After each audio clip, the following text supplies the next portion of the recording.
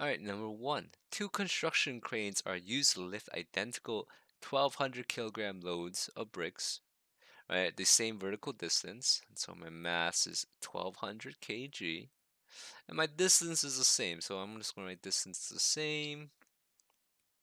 And the first crane lifts the brick in 20 seconds. So T1 is 20 seconds, and the second crane lifts it in 40 seconds. So I'm going to write T2 as 40 seconds.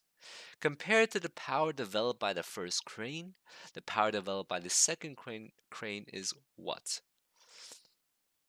And so we know that powers work over time, right? And we can assume that the work being done on both bricks is the same because the mass is the same. So the force due to gravity on both of them is the same. So we assume that the work done is the same as well because it's also moving the same distance. Okay? Well, then that only really depends on time at this point.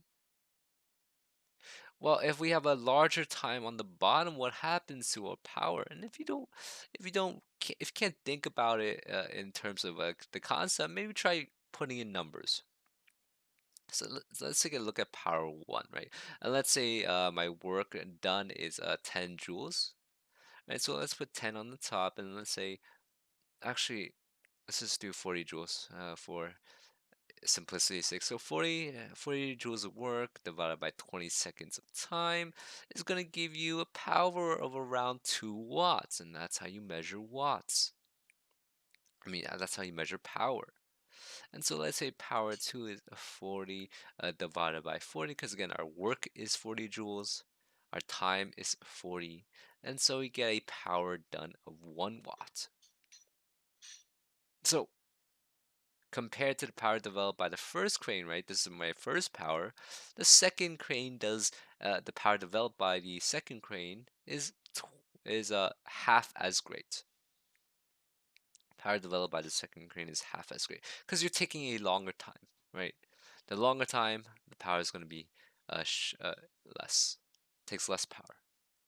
Now, number two, a car engine supplies 2 times 10^3 joules of energy. And again, we know that work is measured in joules, so we can assume this to be 2 times 10^3 joules of energy. During the 10 seconds it takes to accelerate the car along a horizontal surface was the average power developed by the car engine while it's accelerating.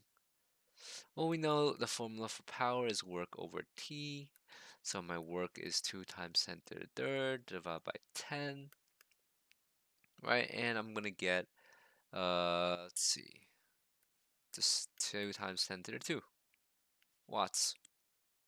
Why can I do this? Because this 10 is the same thing as 10^1. So 3 minus 1 gives me 10^2. And so this is my answer. 3. A motor does the total work of 480 joules in 5 seconds to lift a 10 kilogram block per ramp. So what is my power? So my power is just going to be work over time. My work is 480. My time is 5 seconds, and I get 96 watts. And so that's my answer. 96 watts. Let's move on to number 4. A power of 5.8 times 10 to the 4 watts can lift a total weight of 2.1 times 10 to the 4 newtons, because again, weight is my force through gravity, so that's why it's Fg. Constant speed of what? So what is my speed here? I have a maximum speed of what? Now, on your reference table, you'll realize something. Now, you're all the way at the bottom, you'll see that power can also be force times average velocity. So we're going to do 2.1 times 10 to the 4 is V, and we know power is 5.8 times 10 to the 4. So 2.1 times 10 to the 4 divided by 2.1 times 10 to the 4. You get somewhere around 2.5. So it's going to be 2.8. All right, 2.8. 2.8 meters per second. All right, and so the answer is C. The reason why I can just do 5.8 divided by 2.1 is because 10 to the 4 divided by 10 to the 4 gives you 1 anyway. So I don't really need to care about it. Number 5. 5 is a concept question similar to number 1.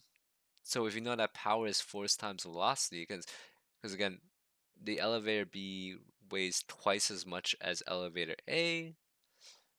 So Fg of B, right? If Fg of B is 2, let's say it's 2 newtons, even though it's not realistic. Let's say Fg A is 1 newton.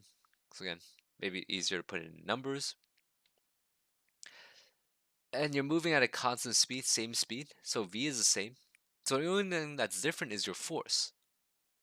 So compared to the power required to move A, right? Compared to the power required to move A, the power required to move B is going to be twice as great. So if we say V is 1, so power A is 1 times 1, we're going to get 1 watt.